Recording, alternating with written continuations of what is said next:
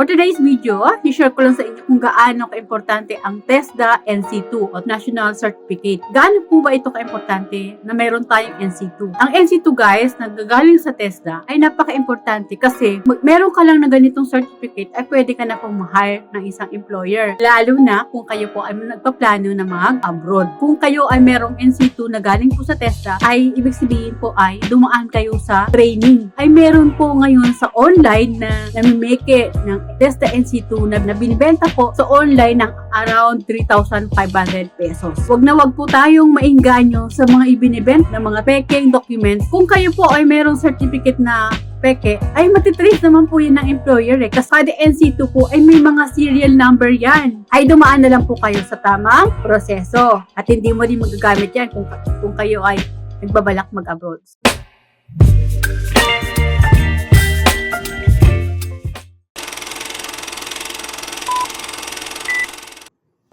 Hello mga ka-dreamers! Welcome back to my vlog! Hello everyone! Today's video guys, i-share ko lang sa inyo kung ano yung mga program na pwede natin applyan or maging daan natin para makarating tayo sa Canada. Unang program po ay pwede po tayong mag-apply through Express Entry. Ano nga po ba yung Express Entry? Yung Express Entry is a federal immigration program that enables qualified applicants to immigrate to Canada. It is a point-based system that assesses applicants according to age, language proficiency, education, and work experience. So, may mga score po ang Express Entry. So, kung meron po kayong IELTS, may score po yun. Kung mataas po yung pinag-aralan nyo, may mataas din po yung score nun. And then sa age, yan po. Lahat po yun dadaan po sa score. May mga score po yan para po malaman kung talagang qualified kayo sa Express Entry. Express Entry guys ay madali po tayong makarating ng Canada kapag na-reach po natin yung score level dito sa Express Entry. Kasi landed as immigrant na po tayo at kasama na po yung pamilya natin papuntang Canada.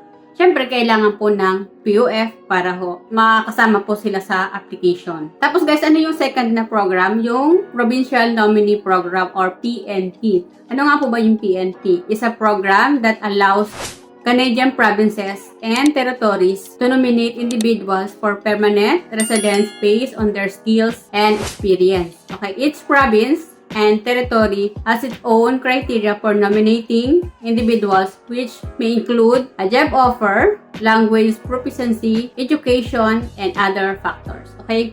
Ito naman guys, score-based din to. Tapos, mag-apply kayo sa saang lugar nyo gusto, mag-apply kayo sa kung anong province ang gusto nyo, pwede po kayong mag-apply at mag-apply kayo sa kanila. Then, antayin nyo lang kung ma-nominate kayo ng mga provinces kung saan kayo province nag-apply ng nomination. Ito din, mabilis din pong way na to.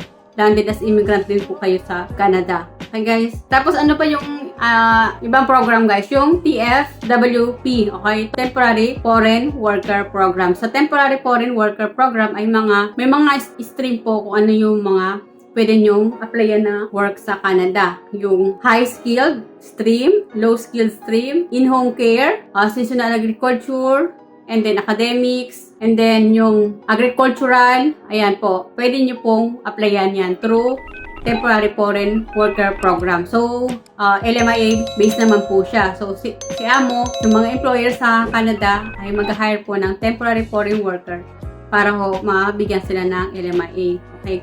Sila po ay kakailanganin po nila mag-advertise sa job bank na walang nag-a-apply sa mga job post nila ng mga Canadian or permanent resident na dun sa kanilang job post. So, walang nag-apply, kaya kailangan nilang mag-hire ng mga temporary foreign worker. Kaya nga po, karoon po ng TFWP under LMIA. Okay, yan po yung TFWP under LMIA. Tapos guys, ano pa po ba yung isang program na pwede natin, na maging daan natin para makarating tayo ng Canada?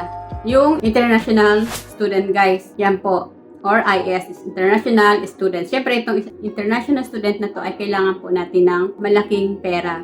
Proof of funds, kaya natin mag-aral sa Canada. And then, yung mga kailangan nyo pag nag-aral na kayo, na hindi kayo mahihirapan, hindi kayo magiging pabigat sa Canada kung magiging student kayo. So, kailangan nyo po ng malaking pera. Although po, allowed po kayong mag part-time ng 20 hours per week Pero alam ko guys na bago na yun eh. Parang nagkaroon ng program na yun na allowed na po mag-work yung student na wala na pong limit times. Dati kasi 20 hours per week ang allowed sa mga student na pwede sila mag-part-time. Ngayon kasi guys, dati nung nag-ano sila, labas ng rules para sa mga international student ay allowed na po sila mag-work kahit ilang oras po. Maganda din po yung international student kasi guys. Kasi once na mag-apply kayo as international student sa Canada ay kasama na po yung pamilya nyo. Lalo na po kung malaki naman po yung proof of funds nyo, may mga sponsor po kayo, ayan, kasama nyo na po asawa at anak nyo sa Canada.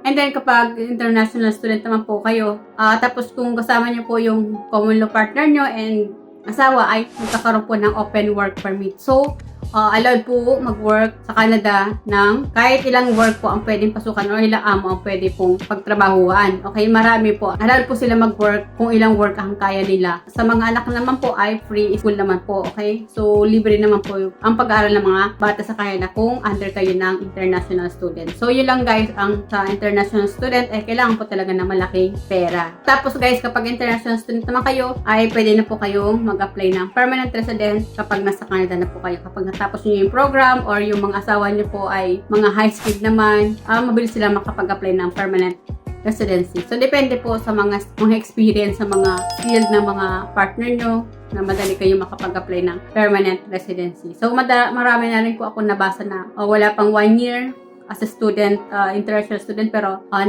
naging PR na po sila. Okay, mabilis po yung process ng PR nila. So, iba-iba po talaga yung swerte ng mga international students. So, guys, yun ang nabangkit ko lang sa inyo, yung mga program na pwede nating pagdaanan na maging mabilis yung pagpunta natin ng Canada. Okay, una, yung express entry, yung pangalawa, yung provincial nomination, then yung temporary foreign worker program na under doon sa TFW program ay marami pong mga stream. Okay, yung mga low skilled, high skilled, seasonal agriculture stream, academic, and then in-home care, diba? So, marami pong program na pwede nating pasukan. And then po yung international students. So, yun po yung mga programs guys na pwede po natin applyan na maging daan natin para po makarating po tayo sa Canada. Okay guys? Yun lang guys, na-share ko lang sa yung mga program para magkaroon din po kayo ng idea kung ano mga program ang pwede po natin pasukan para po makarating tayo ng Canada. Yun lang guys, na-share ko lang sa yung mga program para magkaroon din po kayo ng idea kung ano mga program ang pwede po natin pasukan para po makarating tayo ng Canada. Okay? So, yun guys, or if you found my videos helpful, please subscribe naman po and do like and share na rin po kung nagustuhan niyo po yung mga video ko.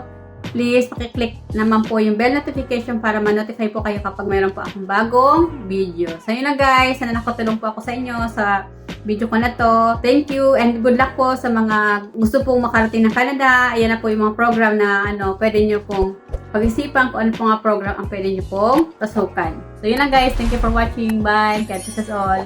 And good luck po. Bye.